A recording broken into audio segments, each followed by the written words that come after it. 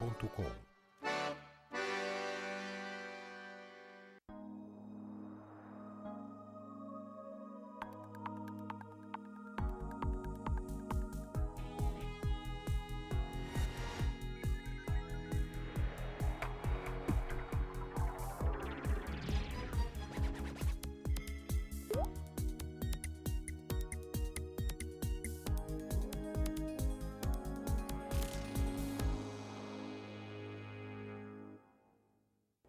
Olá, começa agora o programa Baú de Ideias e hoje estamos falando com o diretor e roteirista Rondon de Castro, que vai nos falar como foi a produção e as filmagens do seu longa-metragem Amartia, Ventos do Destino. Bom, professor Rondon, obrigada então pela tua presença. De nada, foi um prazer. Tá certo. As filmagens do filme terminaram agora em julho, né? E o que está sendo feito agora? Em que fase o filme está? Agora as imagens são encaminhadas para a montagem do filme, né? Que vai dar uma montagem inicial para se ter uma ideia se está faltando alguma coisa, se não está. Torcemos que não esteja, mas vai para a montagem e depois a edição de maneira geral, sonorização, corrigir cores, luzes. E está sendo feito tudo aqui, a montagem? Vai para Porto Alegre, será feito em Porto Alegre, exato. Uhum. As imagens estão descansando um pouco, assim como a cabeça da gente. As imagens e o senhor também. Não, todo mundo, tem uma equipe, né? Tá certo. E quando que vai ser a estreia do longa? Isso é difícil de dizer, né? No cinema nacional, a gente não tem, como não existe uma indústria de cinema no país, nós dependemos da captação de recurso, que não está fácil, né? Para filmes de maneira geral, principalmente quando um longa-metragem que é feito fora do eixo Rio-São Paulo, que é em uma cidade que não tem um parque industrial, não tem empresas fortes, né? Então são pequenas e médias empresas, nenhuma empresa assim significativa em termos de tamanho e recursos, né? Então a gente tem que recorrer aos recursos de fora para concluir. Concluir. E o orçamento do filme, quanto que foi gasto para essa produção? Olha, a rigor se aproxima de 5 milhões. Mas como parte desses recursos vieram em trabalho oferecido pela Força Aérea Brasileira, pela Universidade Federal. Vocês tiveram bastante apoio? Sim, eles abraçaram a ideia, né? Afinal, é o primeiro longa nacional que se passa dentro da Força Aérea Brasileira, né? Então eles trabalham com isso como um material institucional dele, de divulgação interna deles, né? E relembra um pouco da história, o que significa Amartia, qual é o significado do nome? Amartia, a questão vem da mitologia grega, né? Que é a questão que para nós, como sociedade cristã, nós tratamos com o pecado original, de termos nascido com o pecado original. Na visão grega, o homem ele nasce com o objetivo de ser feliz. Isso numa das vertentes, né? Não vamos dizer que... E qualquer coisa que você faça que contrarie isso, você está cometendo uma amartia. Então, algo do tipo, você é apaixonado por um homem casado, para sua felicidade você tem que promover a separação deles, então está promovendo o mal. Então, alguma coisa, essa divisão transforma você numa pecadora, numa amartia, num pecado que vai não só ficar para você, mas seus filhos vão herdar esse pecado. A rigor, todos nós teríamos cometido uma amartia vindo de outras gerações. Tá certo. E o significado da palavra, ela tem a ver com o personagem principal, com o Martim? Sim, sem dúvida. Tem tudo a ver. Tem tudo a ver. E quanto tempo duraram as gravações? Vocês gravaram aqui em Santa Maria, fizeram cenas também no Amazonas e em cidades do Nordeste? Não chegamos a fazer. Nós conseguimos simular os ambientes em aqui. Croma? Não só em croma, mesmo em locação mesmo, mas conseguimos simular os ambientes amazônicos, até o nordestino, que na verdade é a imagem de uma base aérea, de todas as bases aéreas têm a mesma feição, mesma arquitetura, né? Então pudemos improvisar aqui mesmo, né? Então fizemos tudo no máximo, o orçamento é muito pouco, né? É muito pequeno. Procurando economizar sempre. Sim, porque esse é um filme muito sofisticado. Com certeza é um filme com sofisticações inexistentes no cinema nacional. em termos de planejamento de imagens, de locações, a dramaturgia, a própria temática dele é algo sofisticado para o cinema nacional. Então, e até os objetivos dele, como um filme escola, né, de formação de pessoal para o cinema.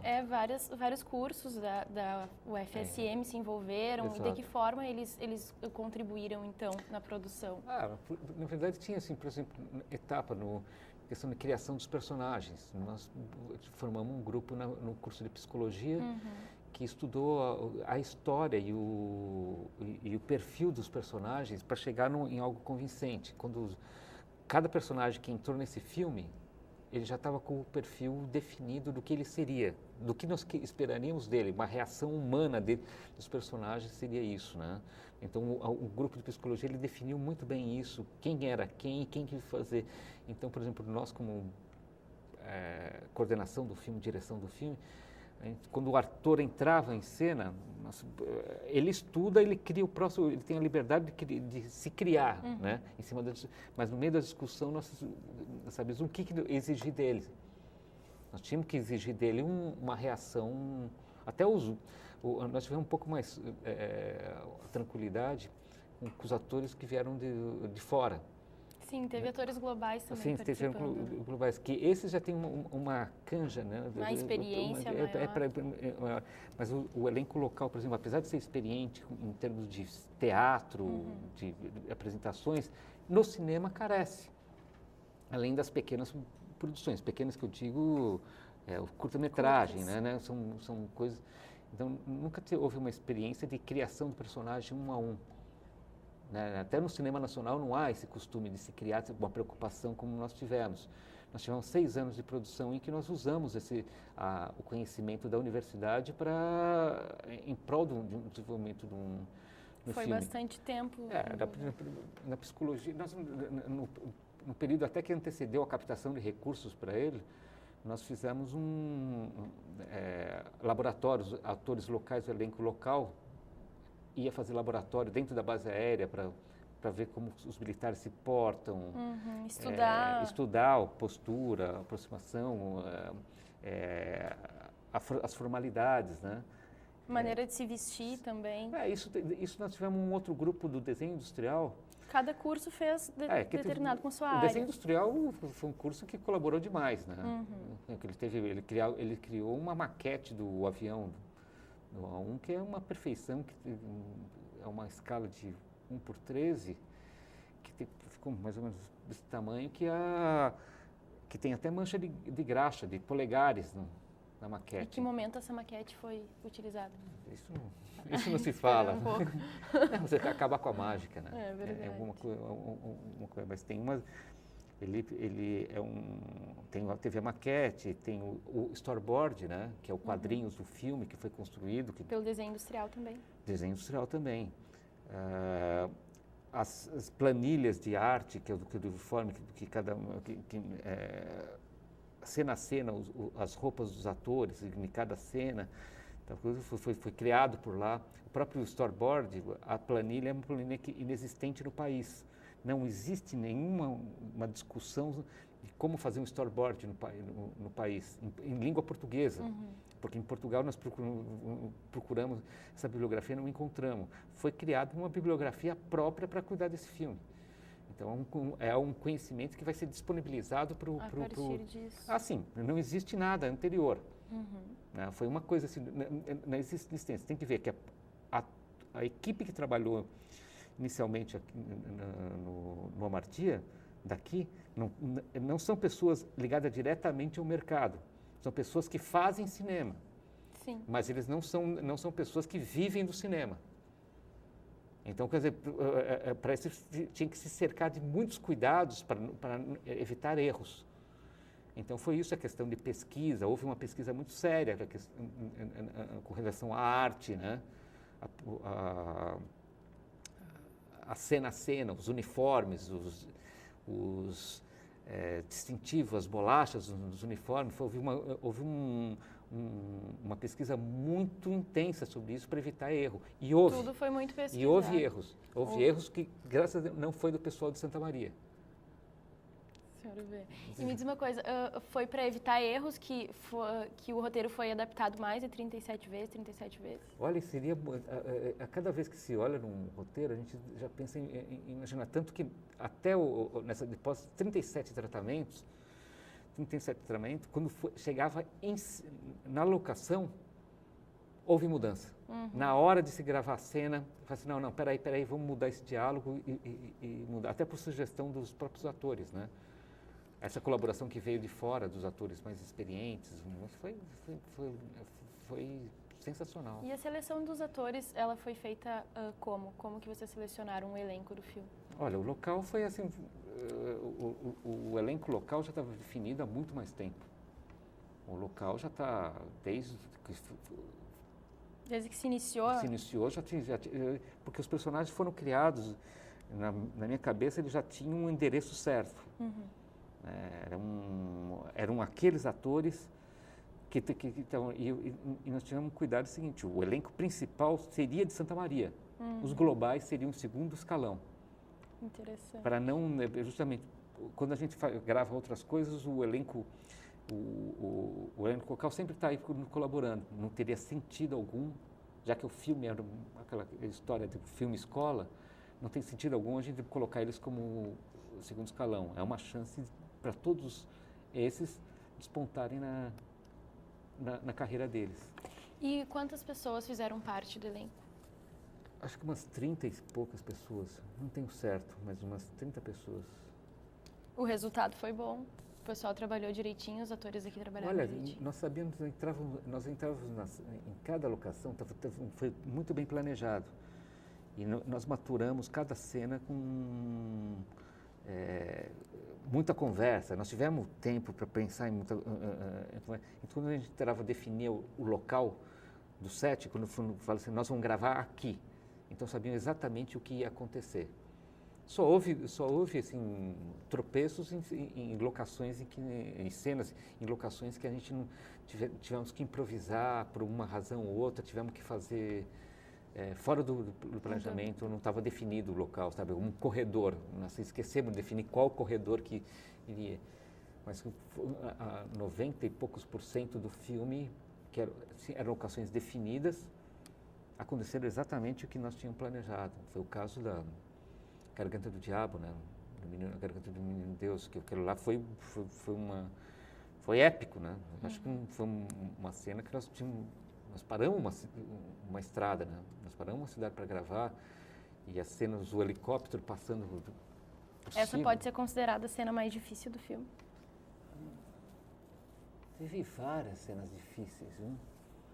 Tem que definir o que eram as cenas difíceis em termos de performance da máquina, né? E da dramaturgia, né? Houve cenas de dramaturgias muito difíceis de serem feitas e foram realizadas. Eu fiquei sabendo de uma cena que vocês foram terminar de gravar às 3 da manhã, que o ator tinha que chorar. Exato. E foi uma cena difícil. É cena muito forte, porque assim, a preparação dele, o Emerson, ele sempre, desde que contamos, era por ele ser um ator ímpar, né? Ele é um ator maravilhoso. E essa cena foi criada para ele. Mas é uma cena muito difícil, o cara chorar com convincência, a câmera segurando em cima dele, é muita dificuldade. E ele conseguiu, foi uma cena difícil, duríssima. E ainda mais que como foi uma das locações que nós não tínhamos definido qual que era apartamento, tinha problema de trânsito que fazia muito barulho, então o choro dele tinha que ser interrompido. Então, o cara que depois que externo a gente cortava e estragava a cena, a gente então, cortou, para de chorar. Se concentrar de novo é complicado. Não dá para fazer isso. Mas foi ótimo. A cena na Fazenda da Brigada, do resgate, né? Foi uma cena maravilhosa em termos plásticos mesmo. O helicóptero, que é uma despedida do helicóptero daqui da base, desse modelo do helicóptero aqui da base, né? Então, esse modelo do helicóptero ele é romântico, né? Tudo que é filme de guerra, você vê esse mesmo helicóptero. a despedida dele que ele fez com esse filme foi assim, Quanto única. tempo mais ou menos para gravar essa cena demorou? Um dia inteiro. É, trabalho. Um dia inteiro de... nossa, todas as cenas foram muito demoradas para ver. As cenas principais foram muito demoradas. Não houve cena fácil de ser feita. Primeiro que havia uma coisa também. Mas para ficar bom tem que dar trabalho, né, professor Rondon? Tem que ser tudo feito nos mínimos detalhes. Não era o que esperava. Não era o que eu esperava. É que também teve o pessoal que veio de fora, que tem um viés publicitário. O pessoal técnico do filme, ele tem um viés... É claro, eles não vivem do cinema. O cinema, ainda no Brasil, ainda não dá uma sustentação. Então, o pessoal que está técnico trabalha mais na publicidade. Então, eles vieram com viés publicitário. E havia discussões, assim, a portas fechadas, mas discussões do que ele queria, da arte ou da publicidade, né? O cinema, que acontece, o movimento... Todo mundo fica fascinado com o equipamento. Nós usamos um equipamento que era realmente o melhor que tem no mercado, pelo menos naquela ocasião, né? Essa questão da área era digital, a cada 3 meses tem um equipamento novo, alguma novidade. Mas o que tínhamos de novidade lá, nós usamos. Certo, professor Rondon, obrigada. A gente vai para um breve intervalo e na volta, no segundo bloco, fique mais com a Marti, Ventos do Destino.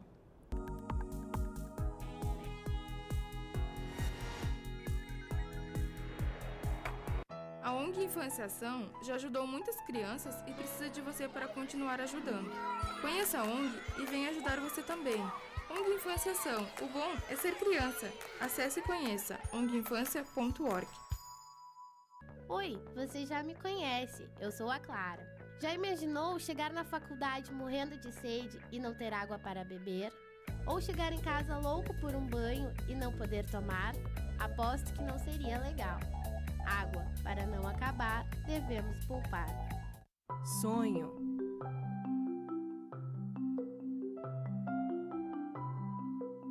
Esperança. Realização.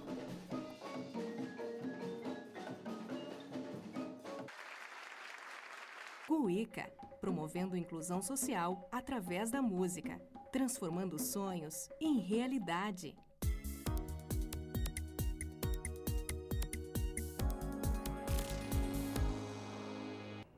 O Baú de 10 está de volta e hoje estamos conversando com o diretor e roteirista Rondon de Castro sobre o seu novo filme Amartia, Ventos do Destino.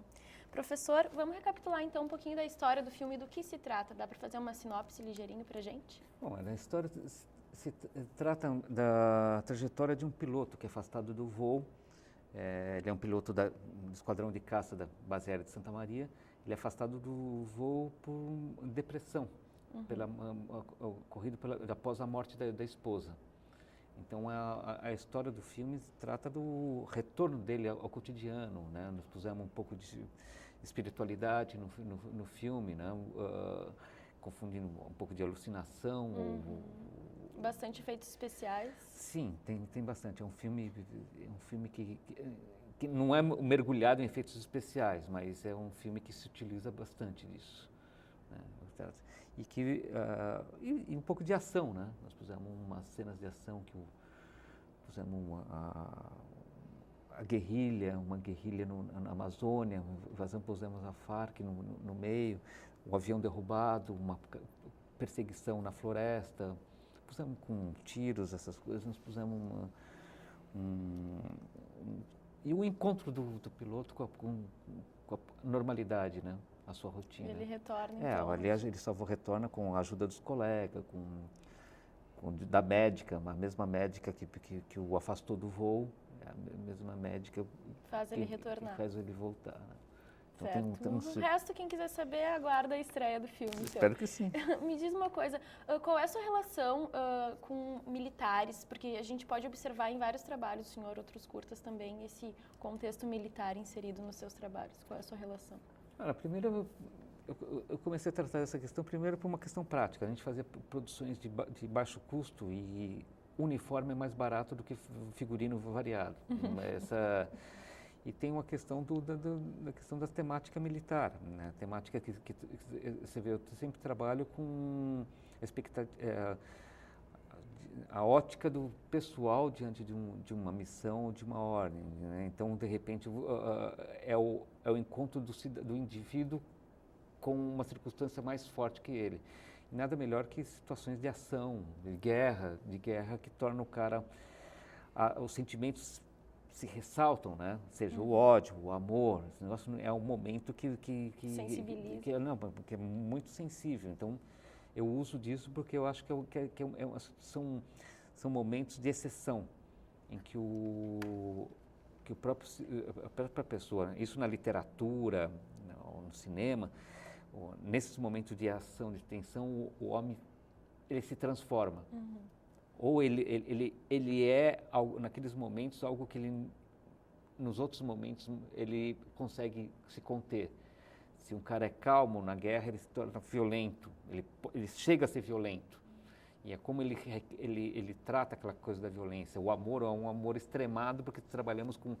Os sentimentos chegam todos ao extremo. Ah, sim, você trabalha com a perda, né? Num momento de guerra, o amor é muito mais forte, porque, claro, de um momento para o outro eu vou morrer. Então é por isso que tem a minha temática. Não é, na verdade, eu não gosto muito da vida militar, mas eu tive um contato com eles agora, com projetos acadêmicos, junto à Força Aérea Brasileira, com o Exército,